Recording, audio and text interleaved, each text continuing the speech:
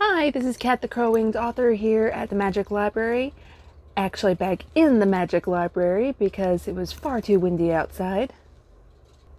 And it's also 5 o'clock in the morning here, so I'm not going outside to film in pitch darkness.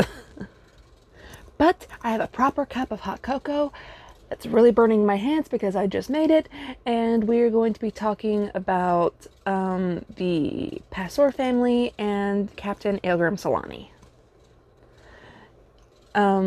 This is the third video in the countdown series to the live stream on April 26th, and let's just say that this is probably this is a good refresher before we get into basically probably the most problematic seeing the most problematic people of the entire book.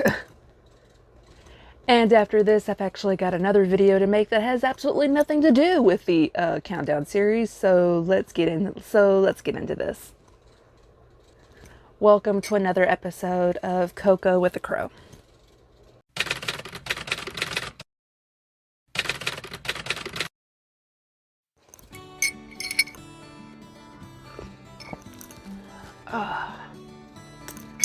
That's good cocoa. Okay, so the Passor family are the family of Eldrick and the family that's most closely associated with Silas, and they're also the ones that take in Lux when they smuggle her into the Mid-City.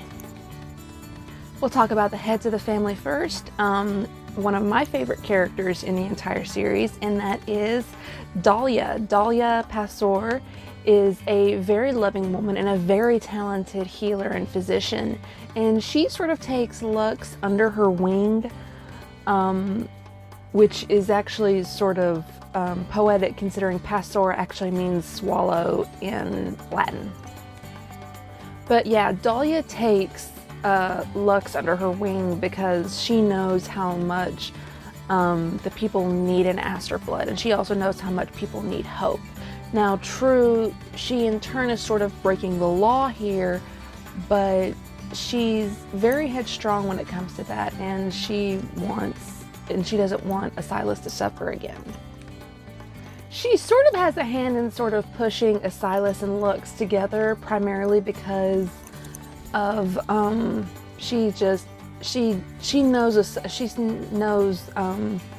a soul bond when there is one, and she wants Silas to be happy. She wants Eldrick to be happy. She wants all of her children to be happy, and she's the mother figure that I think everybody wants and needs. And I will say this, I sort of based her off of my own mother because my mom is sort of the same way. The next parental figure in the group is Dargren Passor. Yes, again, 2 Ds. But Dargren is a father figure that everyone wants, that because he's really, really knowledgeable and very, very encouraging, and he'll listen to whatever troubles that you have. And they're not entirely strict, but he knows how to gently ease into the situation. Where Lux learns about the physician side of being a part of the Passor family clinic, he teaches her about herbal medicines and everything. Everything he knows about herbal medicines, he teaches Lux so that she can be a healer. And there's a little bit of a tease that he puts on because he knows Lux's real name. Now, I've not added to why he knows the real name yet, but it's very interesting, specifically because the name he whispers in Lux's ear and everything, and she feels so familiar to it. It's because of his vast knowledge of Aster bloods, because at heart he is sort of a historian, and a little bit of a hint, and not really much of a spoiler, but they explain later on when they're talking to Lux there in the apartment above the clinic that each Aster blood is sort of named for their heart mark. Luxia is a perfect example because Luxia's heart mark was an 8-pointed star, was an elongated 8-pointed star. Sort of think of the star everyone thinks about when they're talking about the conception of Jesus Christ and everything. There's not meant to be a whole lot of religious symbolism in this. That's just the image I had in mind when talking about Luxia's heart mark. So yeah, that's Dahlgren in a nutshell. And he knows some things, and he and Dahlia were sort of asked to keep a secret, and they're trying their best to keep it. And their secret not only pertains to Lux and her nature as an Aster blood, it pertains to something else too. And I'm not telling you. If you want to find out, you'll have to read the book. Probably the most adorable little girls that you'll ever see in any book series are Tana and Twiny, the twins. I don't really have much to say about them, except that these are the twins that Eldrick seems to dote on a whole lot. Specifically because Eldrick is he's sort of a father figure in a sense, because he had to raise a Silas, if you remember from yesterday's video, and he loves doting on his younger siblings, specifically because he doesn't get to see them a whole lot. I mean, like, it's explained in the chapter about the Passover Clinic when they finally arrive there that that Eldrick only gets to go home once a month to really be with his family, and also to get resupplied, and also to get resupplied for the watch and keepers of the watch barracks. Keepers of the watch. I'm so sorry. I don't know. I mean, it is 5 a.m., but still. But yeah, Tana and Twiny are very, very adorable in the sense that they're innocent, and it's that kind of innocence that Lux just absolutely loves about them, because they may not play a whole lot in terms of story, but they are something to sort of keep her calm and everything, to sort of not only focus on her self-proclaimed mission, but also to have a semblance of family and everything.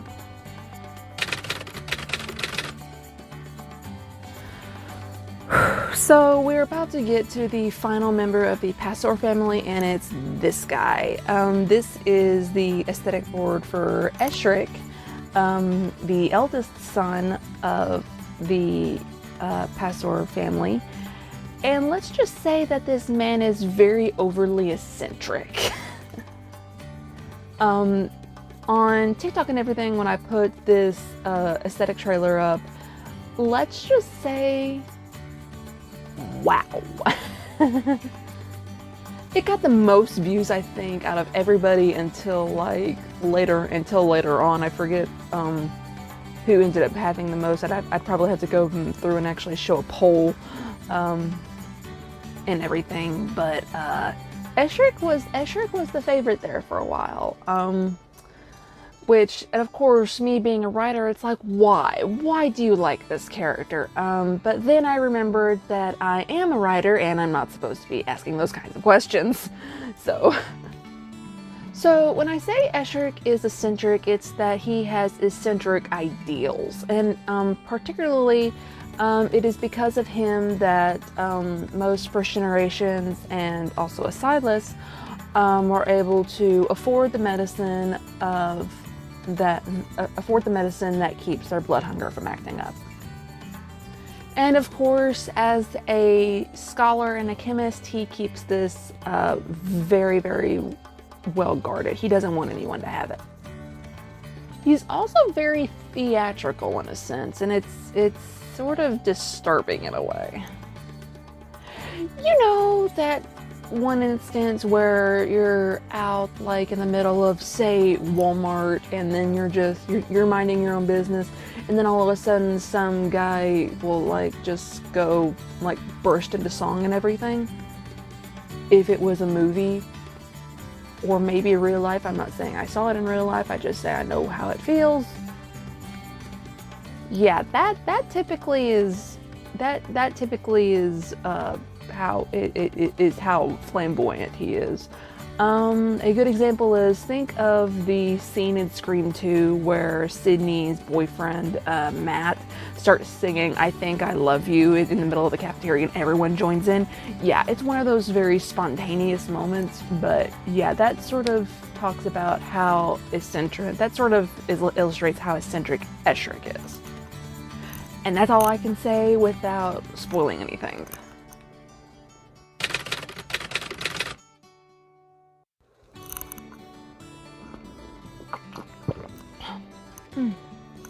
So,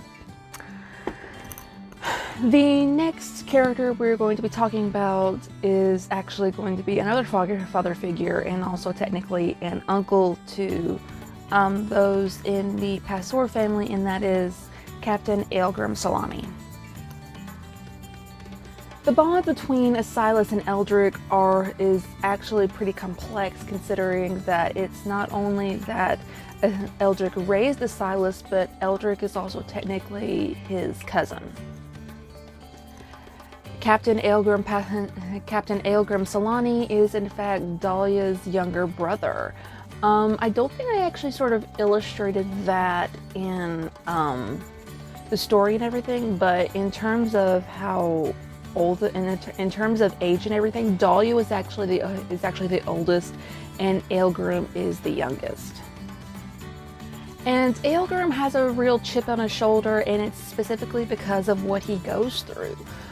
He's had to endure heartache, both self-inflicted and experiencing it when the love of his life dies.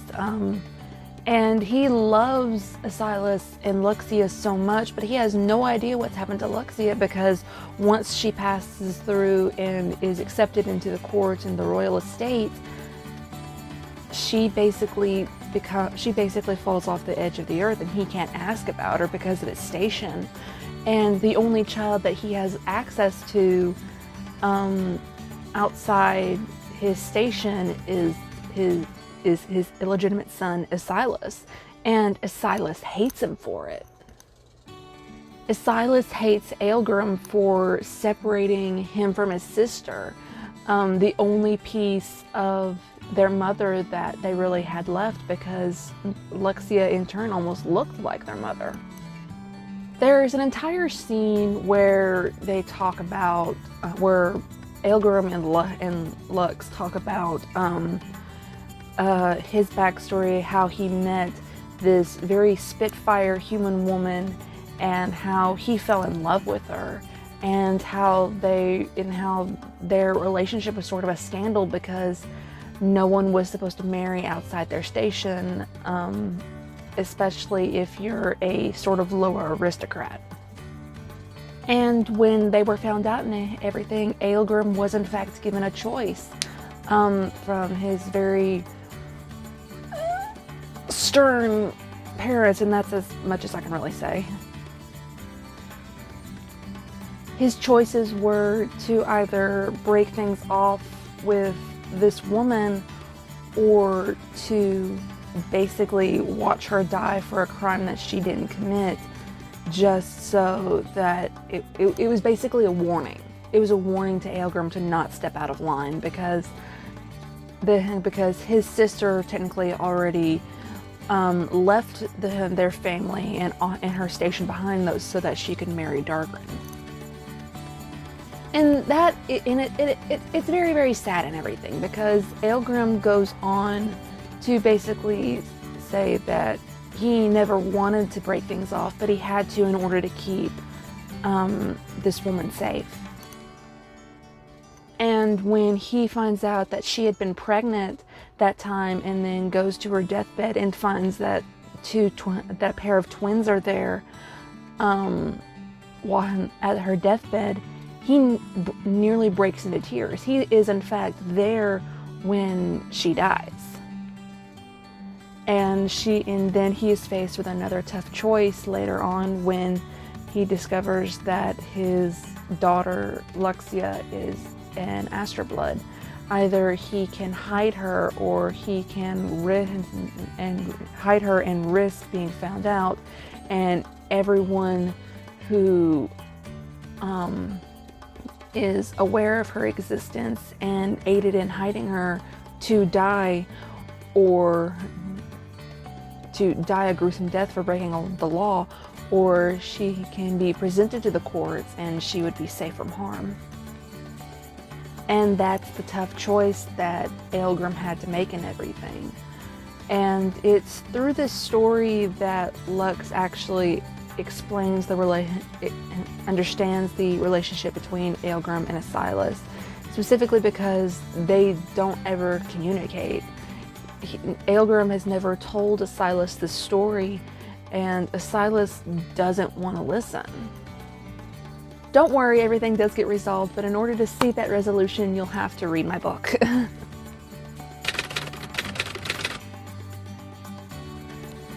I've decided to add another character to this video, and this is her.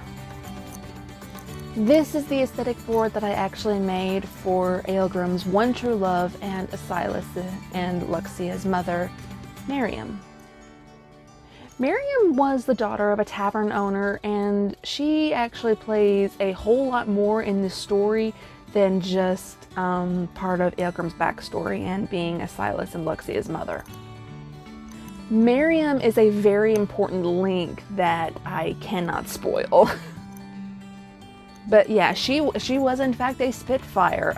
When she first meets Aelgrim, it is when he is still a lowly member of the Keepers of the Watch that are watching the outer gate of the city of Obsidia Terma.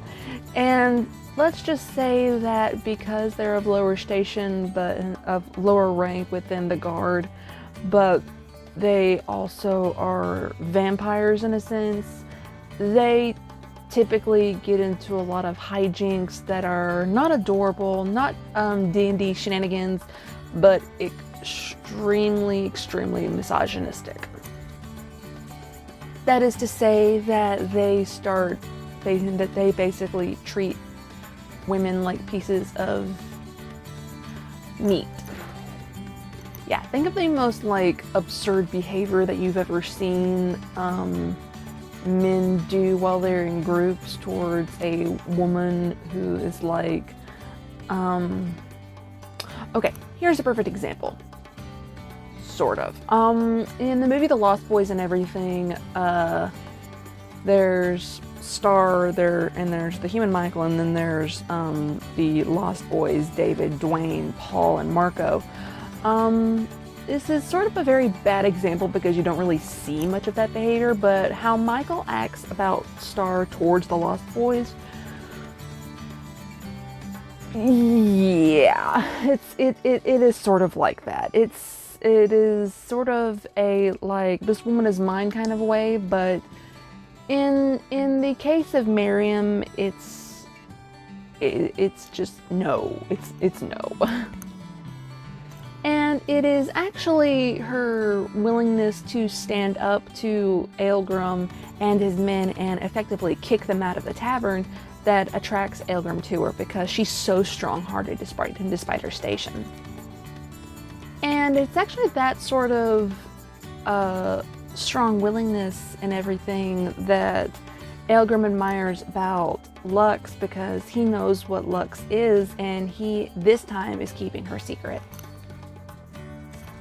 And that is all I can say about this group of characters and everything. I hope you guys enjoyed.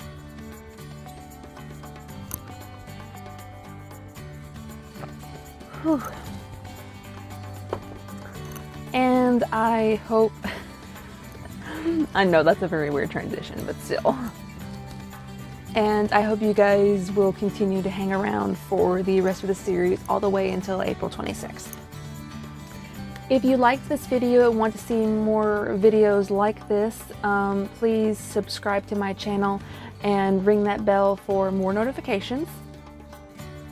Also like and comment down below your name or not your name, your nickname or your username, because the sweepstakes giveaway is still going on and I have all of these books to basically give away.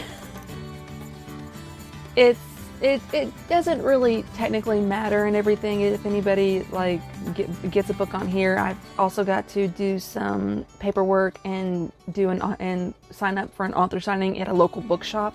So if you're local and you do want to come and get a book and everything, I won't necessarily ask you to pay for it, but I will ask for a small donation. I'm only going to be asking for maybe like 3/4 of the price. I'm only going to be asking for like $10 a book. But I will have more about that when I actually am able to fill out that form and do that and everything. I hope you guys have a very wonderful rest of your day, or starting of the day in this case, if you are stateside like me and you are either just waking up or you are asleep.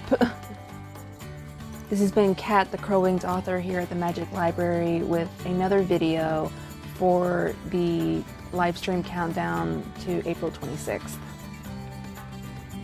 And I hope you guys have a very magical day. Bye, guys.